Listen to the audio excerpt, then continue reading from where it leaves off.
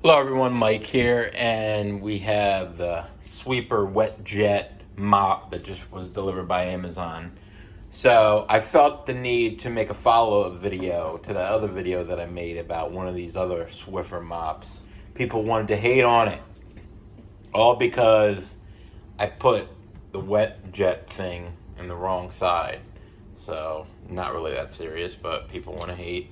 So this actually rotates all the way around.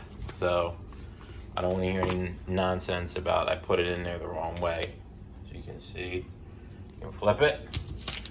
So you can take one of these out and then put this thing on there.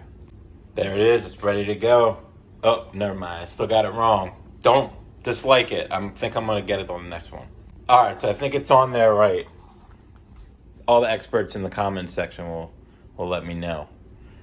But use this. There it is. Very simple, guys. You put the wet thing on there and you mop. Who would have thought?